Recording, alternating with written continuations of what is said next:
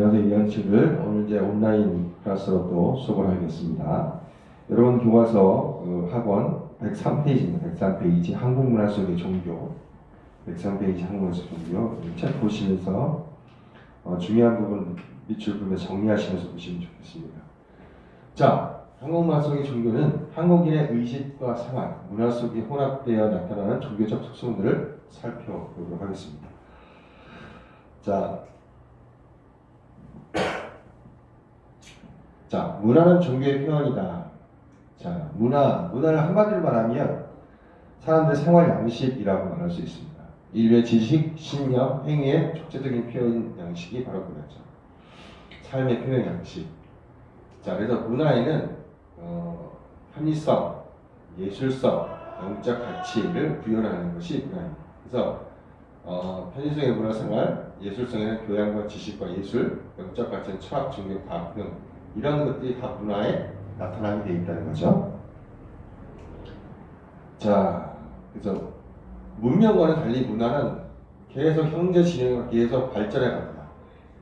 문명을 하나 발전이 되면 문명이라는 것은 이제 어느 한 시기에 이렇게 문명을 말하지만 문화는 그 문명 안에서 계속적으로 발전해 가는 거죠. 그 문화들이 나중에 또 문명이 되는 거고요.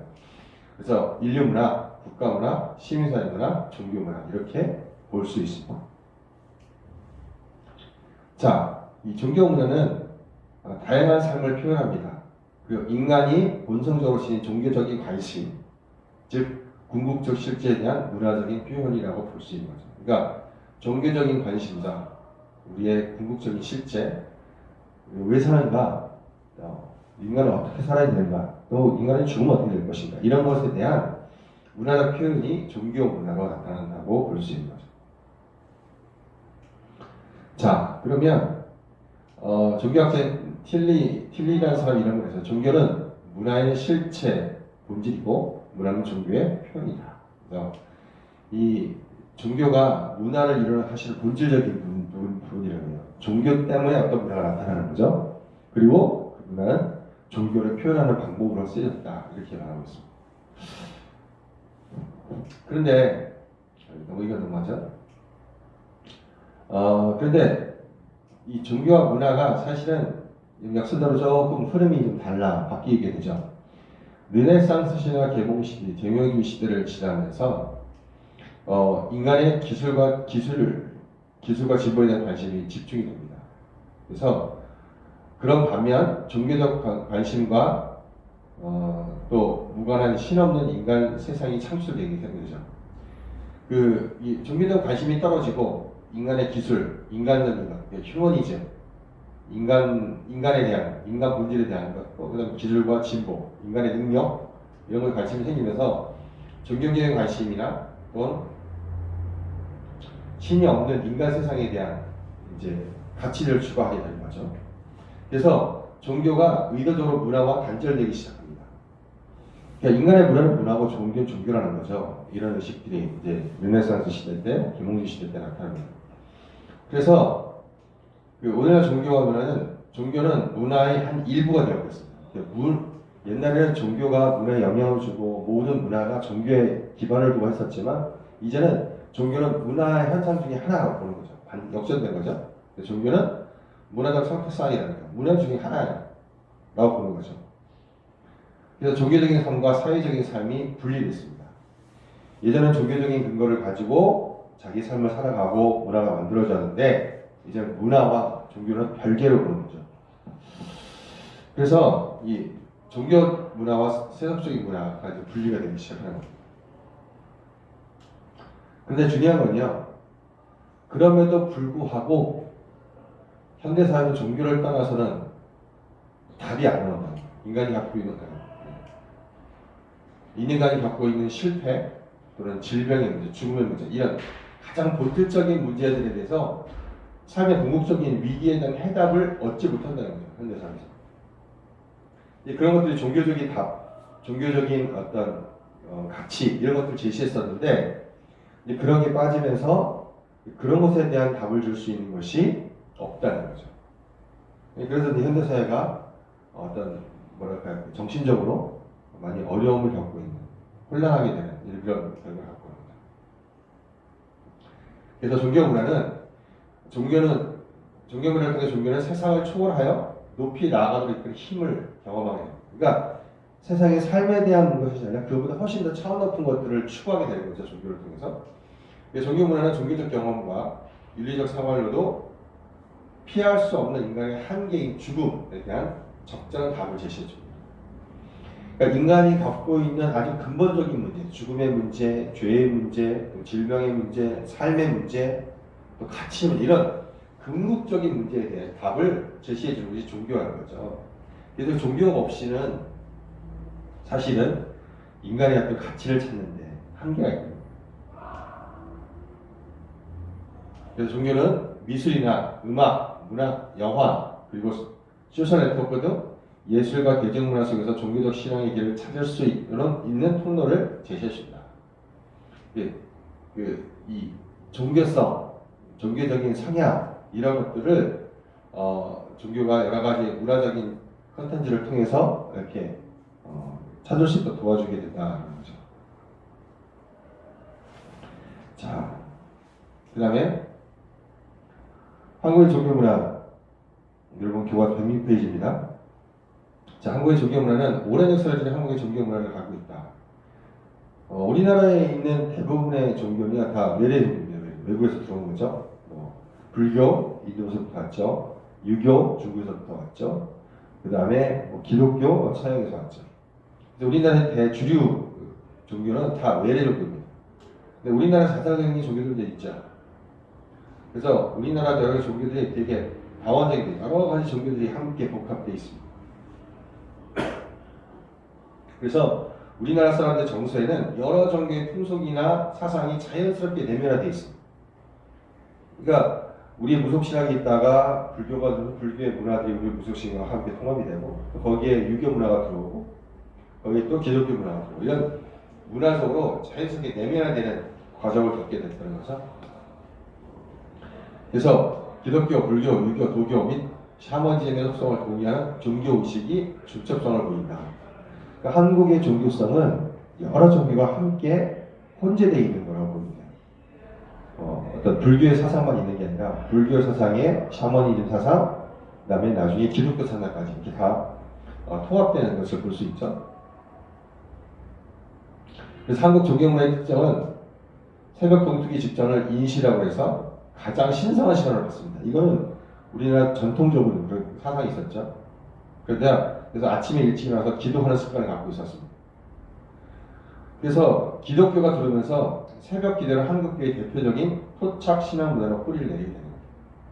그러니까 원래 한국 사람들은 해 뜨기 전 시간을 되게 성스러운 시간, 그래서 그때 물을 떠놓고 비는 천지실 몇 개 비는 그런 새벽에 일어나서 기도하는 자기 바람을 소원을 비는 이런 습관이 있었죠. 그런 종교적인 전통이 있었다. 그것이 기독교가 들어오면서 새벽 기도회로 정착이 돼서 지금도 한국에서 가장 전 세계적으로 전 세계 기독교에서 가장 특징적인 프로그램이 하나가 한국교회 새벽 기도이라는 거죠. 이런 특징도 있다. 네. 결국 이제 한국 종교 문화의 특징은 뭐냐? 여러 종교들이 혼재하면서 거기서 우리에게 맞는, 예를 들어서 예전에 토착신앙을 믿고 있던 사람이 불교가 들어오면서 불교적인 신앙적인 가치를 가지고 갔는데 기존에 우리 있던 것들과 연관시켜서 우리 그 불교 것들을 더 많이 발전시키고, 그래서 심지어는 한국의 불교는 중국과 인도의 불교보다 훨씬 더 발전된 모습을 보이게 됩니다. 우리가 갖고 있는 어떤 종교적인 습성들을 가지고 우리 것들로 토착화하는 그런 죄송합니다. 우리 것으로 토착화하는 그런 모습을 보이게 되는 거죠. 여기 기독교도 마찬가지죠. 그래서 이런 종교적인 특성을 갖고 있다. 한국 종교는 이것이 한국 사람이 갖고 있는 어떤 종교성이랄까요? 종교에 대해 우호적이고 종교를 통해서 자기의 가치를 높이려고 하는 그런 우리 민족적인 습성이 있고, 거기에 새로운 종교를 봤을 때 그것을 우리 것으로 토착하는 아주 독특한 그런 종교 문화적인 특성을 갖고 있다라고 볼 수 있습니다. 그래서 여러분 교과서 오늘 8페이지까지 했고요. 오늘 강의 여기까지인데 이 뒤에 목사님도 영상 하나 좀 올릴 수 있으면 같이 올려서 여러분에게 도움이 되는 영상을 볼 수 있도록 하겠습니다. 영상 끝까지 다 보시고요. 여러분 이번에 지금 교과서에 있는 내용들 잘 정리해서 여러분에게 유익한 시간이 됐으면 좋겠습니다. 우리 이학년 친구들 화이팅! 우리가 산에 올라가요. 높은 산에 올라가요. 쭉 올라갔어요. 그리고 아래를 내려다봐요. 그러면 진짜 희한하게 무슨 생각하냐면 아유 왜 내가 이렇게 아둥바둥 살았나. 이게 이상하지 않아요? 이게 지표 얼마지? 어느 위표 경도 위도 있을까를 얘기하지 않고 갑자기 뜬금없이 아유 내가 너무 아둥바둥 살았어 하고 자기 삶을 성찰하죠. 인간이 그렇게 생겨먹었어요. 인간 안에 있는 초월에 대한 욕망을 어떻게 삭제할 수가 없어요.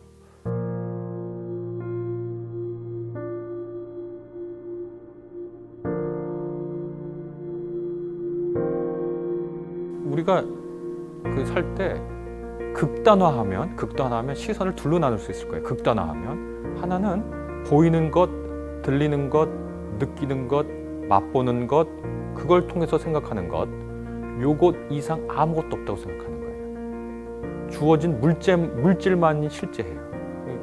메터리얼리즘이라고 합니다. 유물론자들. 그런데 그 정반대편에는 하나의 식구를 제가 인용하면 윌리엄 블레이크라는 영국의 한 시인이 있는데 뭐라고 얘기하냐면 우리는 한 알의 모래알갱이에서 우주를 본다고 얘기해요. 그러니까 물질 너머의 세상에 대한 생각이 있어요. 기독교는 물질이 다라고 생각하지 않아요. 물질과 물질 너머의 다른 세상에 대한 꿈을 꾸는 거예요. 근데 이것을 종교적으로는 그렇게 말할 수 있지만 아마 인문학적으로 이걸 말하면 이것을 해석이라고 부를 수 있을 것 같아요. 의미를 찾는 노력이라고 할 수 있을 것 같아요. 거기로부터 기쁨이 나오고 슬픔도 나오고 허무도 나오고 물질이 전부예요. 우리가 보는 이 일상세계가 전부라고 생각하면 우리는 뭔가요? 우리는 조금 더 있으면 알고리즘의 일부일 거고 우리는 그냥 탄소 결합물일 거고 우리가 먹는 것은 소화작용, 대사작용일 거고 우리가 사랑하는 것은 번식 행동일 거예요. 그런데 우리는 밥 먹기 전에 밥 먹는 행위에 의미를 부여해요. 결혼하기 전에 결혼의 의미를 부여해요. 그래서 우리가 어떻게 사냐면 인생을 더 꾹꾹 눌러 담아 살아요.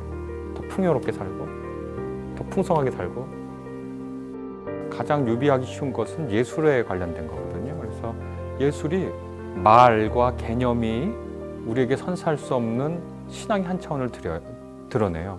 두 가지 예를 하나 들으면 좋은데 제가 좋아하는 소양이라는 가수가 있잖아요. 이렇게 듣고 있으면은 막 사람들이 그걸 듣고 울잖아요. 왜 울까요? 사실은 그거 환원해 보면 소리라는 것은 음파의 진동일 뿐이에요. 그런데 사람들이 그걸 듣고 운단 말이죠. 만약에 전혀 음악을 이해하지 못하는 개나 돼지한테는 그것이 일종의 진동 이상이 아닐 거예요. 근데 어떤 사람들에게는 아름다운 음악일 테고 어떤 사람들은 그걸 들으면서 하나님을 느껴요. 그걸 느낀단 말이에요. 미술 예를 들어도 그런데 빈센트 반 고흐 같은 경우에는 자기 동생 테오한테 이런 편지를 썼습니다. 렘브란트의 그림을 보고 있으면 하나님이 계시다는 사실을 부정할 수 없다. 화학자에게 렘브란트 그림은 물감 덩어리예요. 염료예요. 어떤 건 조개에서 왔고 어떤 것은 풀에서 왔고 어떤 것에는 광석에서 왔어요. 그걸 덕지덕지 발라놨어요. 화학자들에겐 그렇고 관람객들에게는 사진 찍고 하는 장소일 테고 딜러에게는 값비싸게 할 수 있는 돈의 시간으로 보이겠죠. 근데 빈센트 반 고흐에게는 하나님을 느끼게 해주는 통로로 보인 거거든요. 종교에서 믿음이라는 것은 다른 차원을 보게 하는 거예요. 그거 다 모르지 않아요. 음파의 진동이라는 건 모르지 않아요. 그게 물질 덩어리라는 거 모르지 않아요. 그러나 그거 배후에 이른바 초월적인 것을 느끼게 해주거든요. 이게 좀 정신착란이냐? 그것만은 아닐 겁니다. 이것이 무슨 과잉 해석이냐? 그런 것만은 아닐 겁니다. 인간 안에 있는 근원적인 초월에 대한 감수성이라고 부를 수 있겠고, 그래서 인간을 호모 렐리기우스스, 종교적 인간이라고도 부르거든요. 인간은 묘해요. 물질 너머의 세상에 대한 자기도 모르는 향수를 갖고 있거든요. 우리가 산에 올라가요. 높은 산에 올라가요. 쭉 올라갔어요. 그리고 아래를 내려다봐요. 그러면 진짜 희한하게 무슨 생각하냐면 아유, 왜 내가 이렇게 아둥바둥 살았나. 이게 이상하지 않아요? 이게 지표 얼마지? 어느 위표 경도 위도 있을까를 얘기하지 않고 갑자기 뜬금없이 아유, 내가 너무 아둥바둥 살았어 하고 자기 삶을 성찰하죠. 인간이 그렇게 생겨먹었어요. 오래된 유적을 살펴보면 종교적 유적이에요. 왜 그런 거를 그 힘들게 인간 안에 있는 초월에 대한 욕망을 어떻게 삭제할 수가 없어요.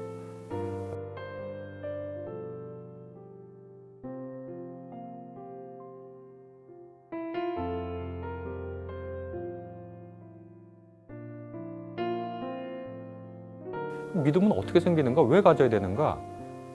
어떤 사람에게는 믿어지는 거예요. 우리나라에서 가장 유명한 기독교인이자 종교인인 함석헌 선생의 시 중에 믿어지다라는 시가 있습니다. 믿어지는 거예요. 아니 자기가 부정할 수가 없어. 풀을 보고 그냥 풀이 아니라 저 풀에 깃든 신의 사랑이 느껴져. 아니 느껴지는데 그걸 어떻게 안 느낀다고 할 수 있어. 믿어지는 거예요. 그런 차원이 있을 수 있겠죠. 그리고 애써 믿는 사람도 있을 거예요. 공중나는 새를 보니까 야 저거 고생 안 해도 다 먹고 사네. 야 저거 대단한데? 예수님 말씀 듣는 거예요. 아 저기 신의 사랑이 돌보시는 거예요. 아 그런가? 네. 믿음은 선물일 수도 있고 해석의 노력일 수도 있겠죠. 어떤 사람에게는 주어진 것이고 어떤 사람에게는 발견해가는 것이고